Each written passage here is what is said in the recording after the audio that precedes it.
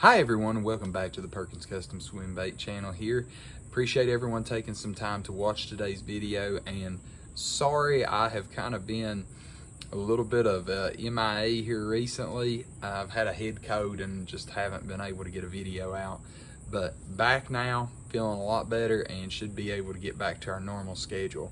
But in today's video, we're going out on the water again. You know, we're starting to dip into those fall temperatures, and with it is coming these bass are schooling on bait. They're chasing bait everywhere.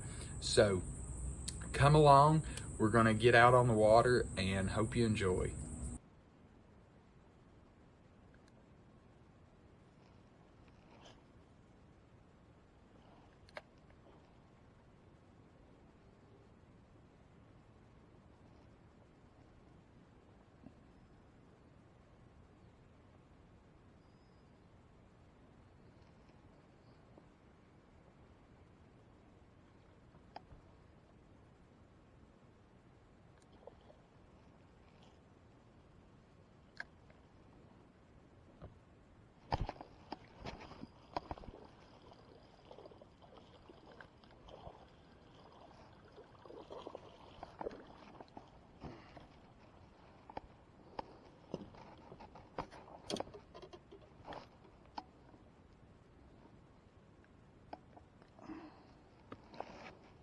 Number one, very, very small fish.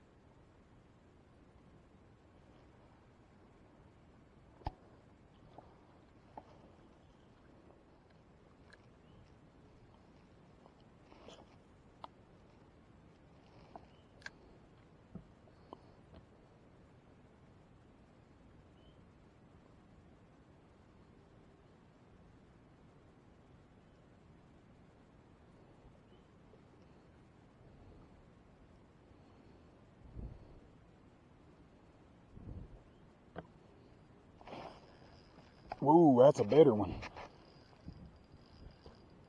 Here he comes. Good smallmouth. That one's cute.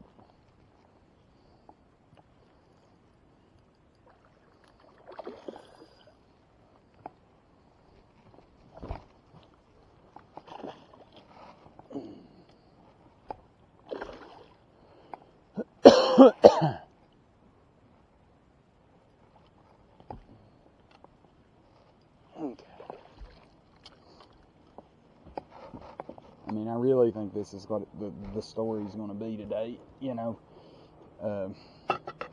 catching them.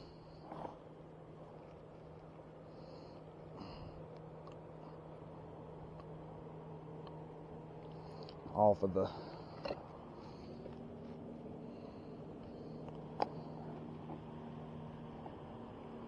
catching them off of these schools.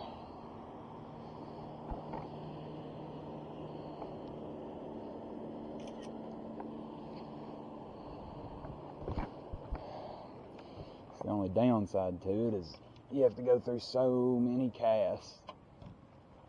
He's not a giant, but we're hopefully we'll get on a 4 or a 5 today. I mean, I specifically came to this lake to actually catch some smallmouth.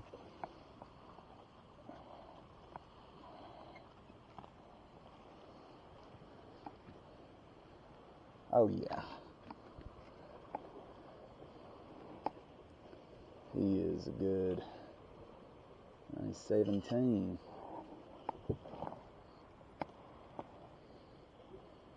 Come on, buddy, please don't go and flop on me. Very, very healthy smallmouth.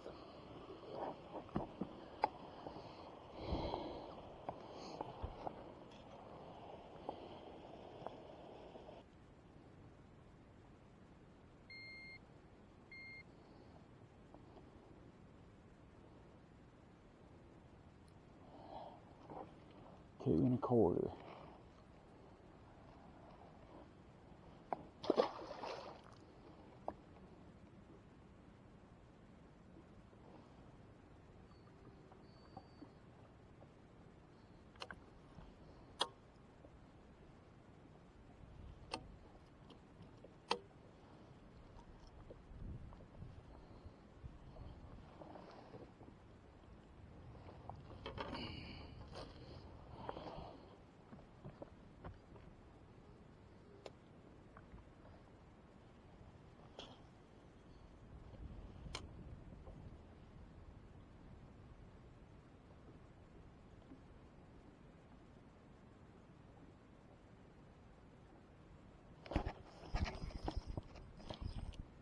Yep, that's a good one. I got him.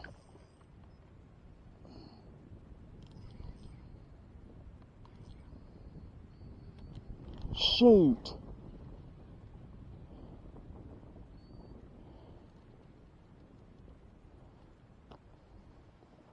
Broken at the leader. That was a good fish.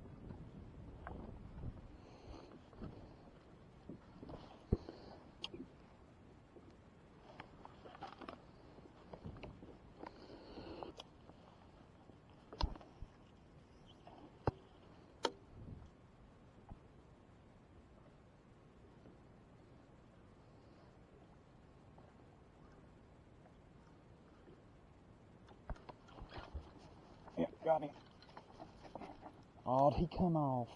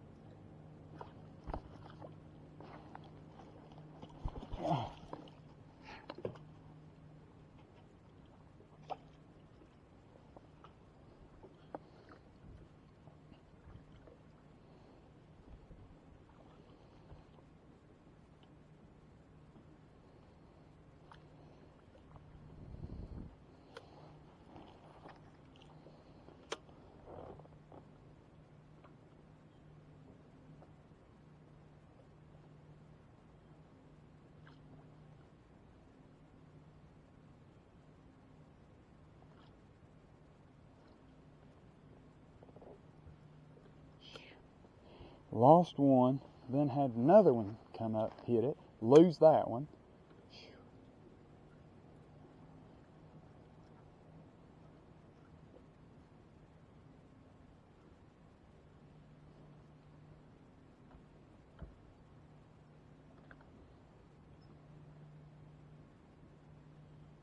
Those were good fish.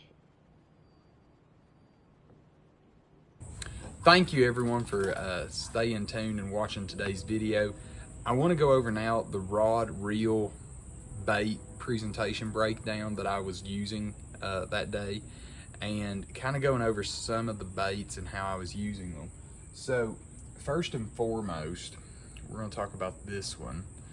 So this is the Mega Bass Spark Shad. This is the bait that I was catching the fish on, and I was throwing that on the Okashira screw head. It's 1/8 of an ounce. And what I was doing was just basically waiting and watching for those fish to kind of bust and erupt on the shad, and then throwing directly in there behind them and just kind of slow rolling it through them. Now I was using the live scope during this time, but absolutely you can do this without the live scope. Just pay attention as to where they're jumping and schooling on the bait. As far as the rod and reel, I'm throwing this on a old Shimano Compre spinning rod with a Shimano Stratic spinning reel and a 6-to-1 gear ratio.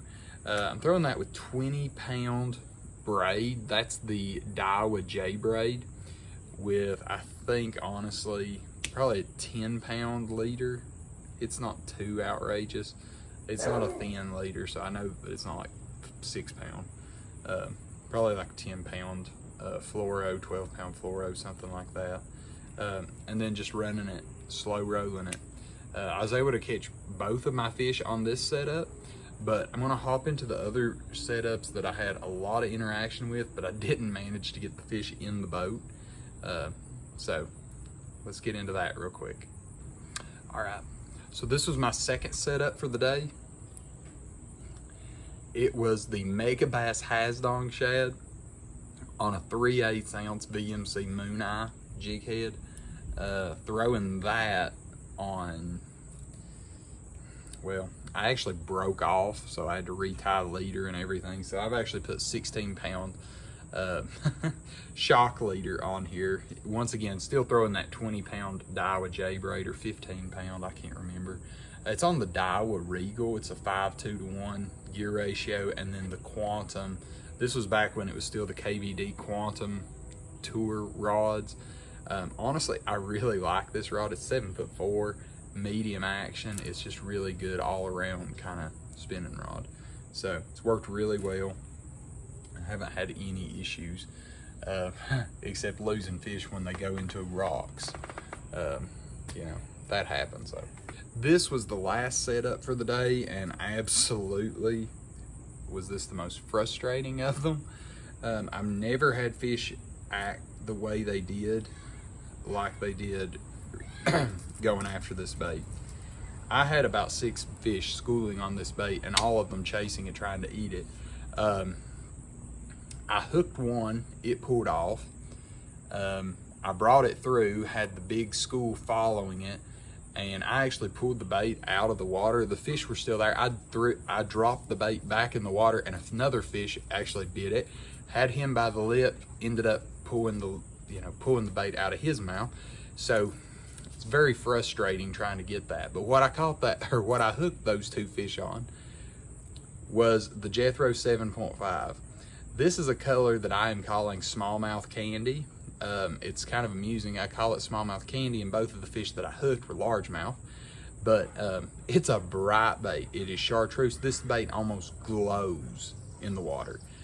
It is a very, very bright bait. I really like the bait though. It swam just the way the way it was supposed to. But that is what I've been running on there. This is my bait, the Jethro 7.5 inches on the actual resin piece. I'm running my number 4 decoy snap here. I'm doing the, so this is a new one. I've actually changed my line that I've been running. So for the Jethros, I'm actually running 20-pound Sunline Saltimate shock leader tied to 65-pound Max Quattro Power Pro braid. So I know that I had said that I was not a huge fan of braid to leader. Honestly, I'm actually starting to give it another second go around. So I've been playing with it, and I'm liking it so far. You know, I think one of the things is like when I'm doing these more targeted casted, shorter distances, you know, a couple yards here and there, does not seem to impact, you know, the spool or anything. But trying to make these giant bomb casts, you know, still can have the issue of the braid eating in on itself. The rod that I'm using is the Omega Heavy, or it's actually the extra heavy right now. I'm going to switch it back to the heavy. The heavy just, it loads better for me for this size of bait. The bait only weighs about 4 ounces. This rod's rated up to 8, so it's a little bit more on probably the top end of this rod. Or the rod's more top end than what this bait is. So I'm probably going to go back to my heavy. I just feel like I've got better control in the sense of the casting, and honestly, it's the hookup that I'm more interested in. I don't tend to have as many issues with the heavy. So, and then for the reel, still using that Daiwa Tatula 300 and that 8-to-1. So that's what's been going on there, and you know, it was a great day on the water. It really was. Temperatures are just now starting to dip into the mid-70s here where I'm located. When I first got there, I think it was like 72 degrees, the water temperature, so it's cooling off. it's still not in that sweet spot, you know, when you're getting into the 60s. That's when everything will really start popping off. But we'll get there, you know, not wanting to wish my life away, not wanting to wish any fishing trips away either. So it's all part of the journey, it's all part of the story. So appreciate everyone taking time to watch today's video. I know it's been a while since my last one. Like I said, I've been battling a head cold and just haven't been able to get a video out. So I appreciate everyone sticking around and joining in this adventure. If you've enjoyed this video, please give it a thumbs up. That really helps with the YouTube algorithm. That helps people be able to see it and get it out to more and more people. If you enjoy coming along with this journey and being part of our community, please hit that little subscribe button down below. It's completely free, doesn't cost anything, and it just helps you stay notified as to when new videos come out. As far as my schedule, when I'm not sick, new videos come out every Tuesday at 5 p.m. Eastern Standard Time. That's when you can be expecting to see a new video here on the Perkins Custom Swimbait channel. Well, in the meantime, I hope everyone is out there catching some monster fish this fall, and I'll see you in the next video.